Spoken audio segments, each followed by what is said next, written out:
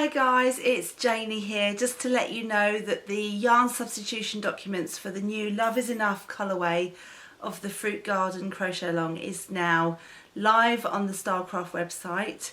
You can head over there and download the patterns and the yarn substitution document.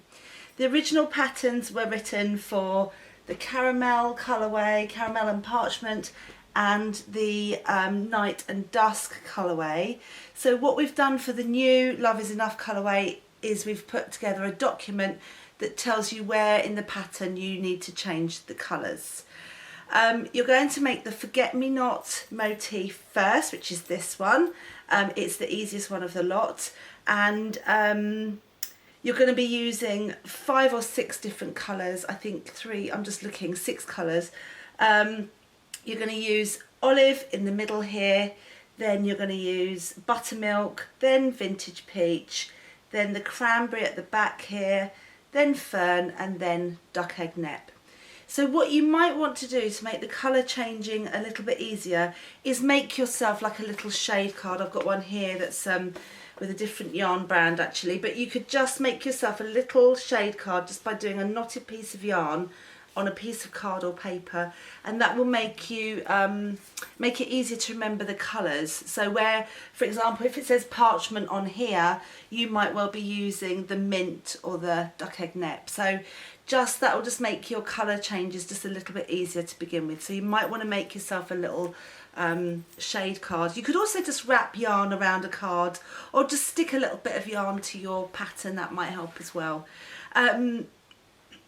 Excuse me. So we did technique documents. I did technique videos last time round when we ran the Fruit Garden Crochet Along between April and September this year. I did a load of videos every 2 weeks. There's one for each of the motifs, and they are there to guide you through the pattern. You can't get away with crocheting without reading the pattern. I did get an email from somebody saying they were disappointed with the videos because they didn't show every single stitch of every single motif, and that the lady in question had to refer to a pattern, which she wasn't all that happy about. But you do need to go off and read your patterns. You need to make sure you've got your terminology right, that you know whether you're UK, US terminology. There are Dutch patterns as well. Just make sure you kind of know what you're doing. There is a getting ready video and a getting ready document as well. So before you launch into the crochet along, especially if you're a new crocheter, I would suggest you head over and have a look at the getting ready document. It's just things like, you know, how to make sure your tension is right, how to make sure you're working in the correct way, stuff like that. So you might want to go over and look at that now. You could do that today before you start. There is a lovely dedicated Facebook group to the Stylecraft Crochet Along, so you might want to join that as well. The people in there are really helpful. There's lots of people in there that have already worked through the project. I know lots of people are making it over again, so that's really exciting. So there's loads of help in the Facebook group, and the fact that we've run this crochet along through once before means that, you know, any of the little errors, there were a few little errors, or any of the little bits where people had trouble, you know, people have definitely got answers for those now. So if you're having a bit of trouble with it, just head over to the Facebook group, or if you just want to chat with somebody else who's crocheting, then head over there and have a look at that as well.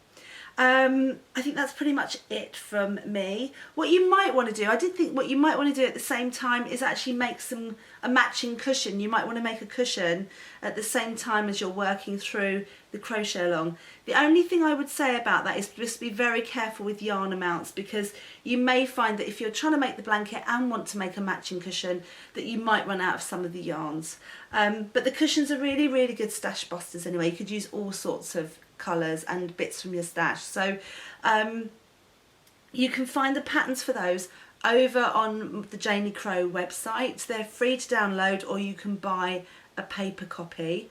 There is an optional, you can give me a little bit of a contribution if you want to, but you don't have to if you want the free downloads.